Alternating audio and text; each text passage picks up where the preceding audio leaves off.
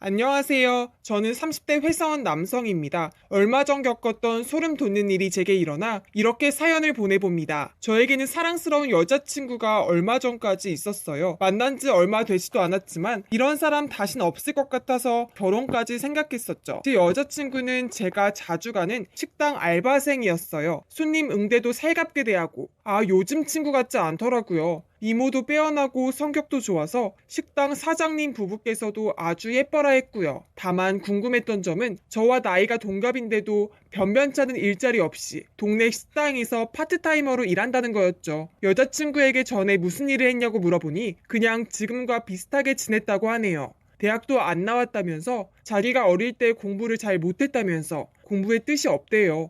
그래도 자기 밥벌이는 잘 하면서 살고 있으니 별 상관 없었어요. 여자친구는 식당에서 서빙 일을 했지만 음식 솜씨가 뛰어났어요. 저희 집에 와서 제가 퇴근하기 전에 가끔 장을 봐서 저녁을 차려주었죠. 그때마다 진수성찬이었고 음식 맛도 굉장히 좋았었네요. 저는 여자친구와 결혼 생활을 꿈꾸며 너무 좋았죠. 이렇게 음식 솜씨 좋은 아내를 얻게 된다니 말이죠. 사귄 지 6개월이 지나면서 저는 점점 더 여자친구를 놓치기 싫어져서 결혼을 재촉했어요. 여자친구는 저의 청혼을 듣고 머뭇거리더라고요. 왜 그러냐 했더니 자기는 배운 것도 짧고 모은 돈도 별로 없어서 저랑 결혼하기에 부담이 된다고 하더라고요. 지금 이대로 좋다고. 저는 여친을 놓치기 싫어서 다 괜찮다고 했어요. 그리고 여자친구를 겨우 설득해서 일단 저희 부모님께 보여드렸죠. 처음엔 대학도 안 나오고 직업도 없다고 하니 부모님께선 마음에 안 들어 하셨는데 실제로 만나보니 얼굴도 이쁘고 인성도 된 것 같다면서 싹싹하니 마음에 든다고 마음을 바꾸셨어요. 다행이었죠.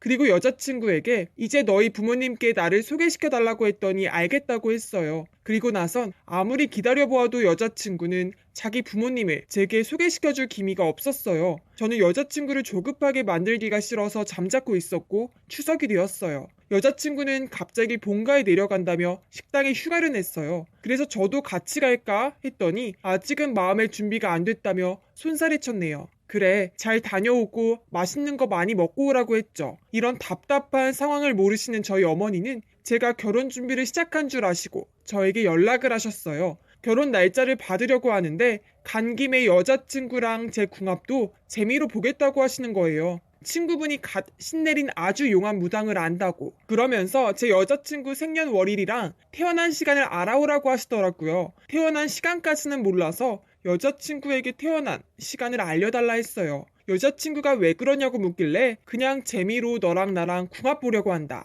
그러니까 순순히 알려주더라고요. 그렇게 여친의 태어난 시간까지 어머니께 보내드리고 얼마 뒤에 어머니께 다시 연락이 왔어요. 결혼 날짜 외엔 별말 안 하시길래 궁합 본 거는 왜 이야기 안 해주시냐고 했더니 무당이 별로 신통치 않은 것 같다고 하시네요. 왜 그러냐고. 궁합이 안 좋게 나왔냐고 여쭈어 보니 여자친구 사주가 별로 좋지 않다는 거예요. 사주에 지금 이쪽에 있을 사주가 아니라는데 그게 무슨 말씀이시냐 그랬더니 관운이 엄청 세다고 이거는 한 곳에서 꾸준히 일할 사주인데 여자친구는 아르바이트 전전하며 살지 않냐. 그러면 이게 말하는 게 한 가지다. 감옥에 갇혀 살 사주라는 거다라는 뜻이래요. 너무 우스워서 어머니한테 그런 돌팔이 무당 얘기 믿지 말라고 그 사람이 준 결혼 날짜도 쓰기 싫다고 했고 여자친구한테 이런 일이 있었다고 완전 어이없다고 웃으며 얘기했어요. 그러니 여자친구가 무슨 말도 안 되는 소리라고 자기가 태어난 시간 확실히 몰라서 잘못 알려준 것 같다고 깔깔 웃었어요. 그래서 저도 여자친구 말을 듣고 마음이 한결 놓였고 역시 선무당이 사람 잡는다는 소리라고 말했죠.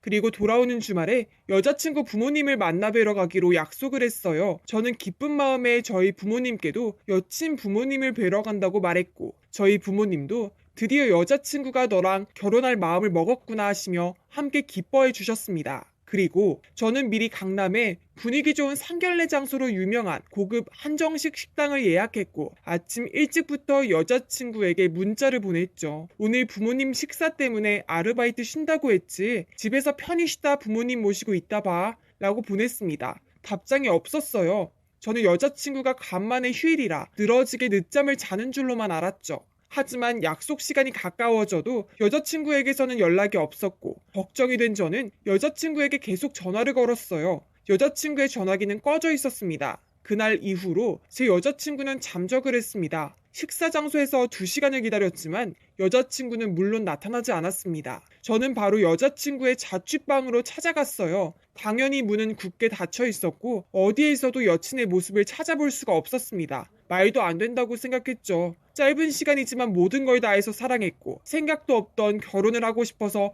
목매단 여자였는데 한순간에 제 앞에서 사라질 줄이야. 혼자만의 생각이 필요한가 보다 하고 저는 이틀을 그냥 기다려봤어요. 실종 신고를 할까도 생각했지만 아직은 아니라고 생각했고요. 그러다가 생각이 미친 곳은 바로 여친이랑 제가 처음 만난 곳인 여자친구가 일하던 식당이었어요. 혹시 사고라도 난 건데 제가 모르고 있는 걸지도 모르겠다 싶어서 식당을 찾아갔습니다. 식당에 가자마자 사장님께서 반갑게 저를 맞이하셨죠. 어쩐 일로 오셨어요? 사람이 사라졌는데 저를 너무 반갑게 맞이하는 게 이상했죠. 제 여자친구가 여기 안 왔냐, 요즘 출근 안 하냐고 물어보니 사장님께서는 고개를 갸우뚱하시며 여자친구 행방을 왜 자기한테 묻느냐는 듯 못 본 지 꽤 됐다고 하시더라고요. 이틀 전에 휴가 내고 한 번도 안 왔냐고. 그러니까 이틀 전에 휴가라뇨. 그만둔 지 보름도 더 됐어요. 라고 하시더라고요. 그리고 무슨 일인지 궁금해서 미치겠다는 표정으로 무슨 일이 있어요? 하고 물어보시더라고요.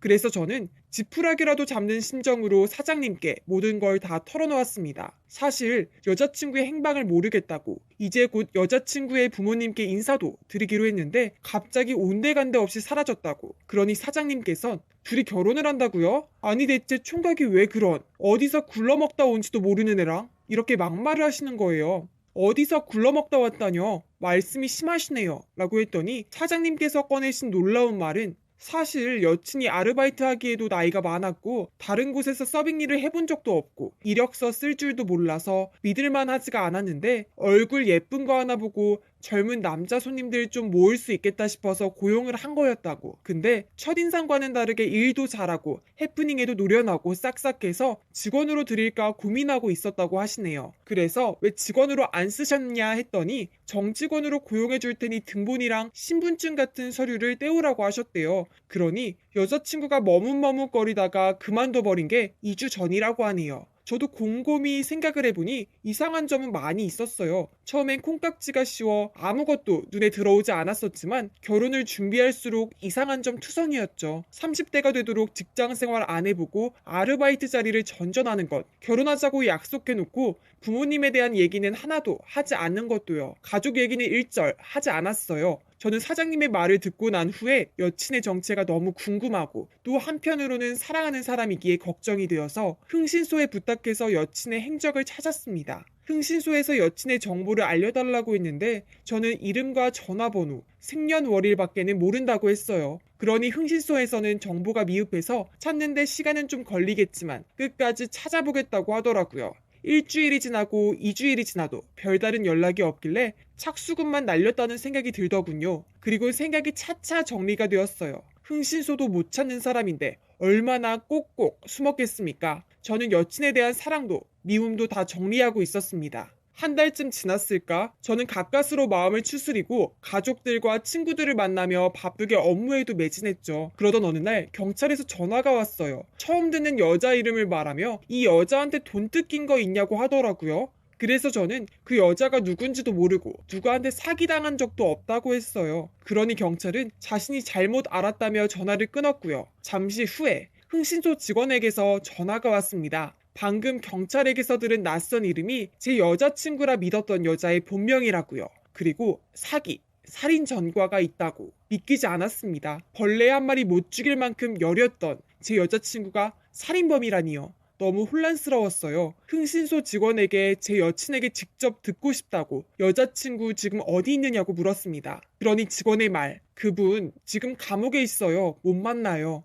직원의 말은 들을수록 충격이었습니다. 선생님은 운이 좋으신 거예요. 조금만 까딱했으면 그 남자 대신 선생님이 살해당했을 겁니다. 저는 무슨 말이냐고 물었죠. 여친의 부모님을 만나기로 한 날 새벽, 여자친구는 저 말고 만나던 다른 남자친구와 돈 문제로 싸우다가 결국 그 남자를 죽인 거였어요. 그리고 그날 아침 경찰이 현행범으로 잡혀 지금 감옥에 있다는 말이었어요. 정말 어떻게 이런 일이 있을 수가 있나요? 한 번에 여러 가지 충격적인 얘기를 들어서 몸을 가눌 수 없을 것 같았죠. 여자친구의 본명도 따로 있었고 저 말고도 만나던 남자가 있었고 이미 전과범인데도 불구하고 또 살인을 저지르고 이미 감옥에 가 있다는 거예요. 흥신소 직원 말이 저나 알바하던 식당 사장에게 자기 본명을 알려주지 않은 건 혹시 신상조회를 했을 때 전과범인 걸 알게 될까봐 비밀로 했던 것 같다고 하네요. 저는 더 이상 묻지 않았습니다. 생각할수록 괴로웠기 때문이었죠. 그리고 여자친구를 없던 사람으로 기억하려고 했습니다. 부모님께서도 처음엔 계속 여친의 안부를 물으시다가 제가 말을 안 하니 헤어진 거라 어느 정도 짐작은 하고 계십니다. 이제 벌써 반년이란 시간이 흘렀습니다.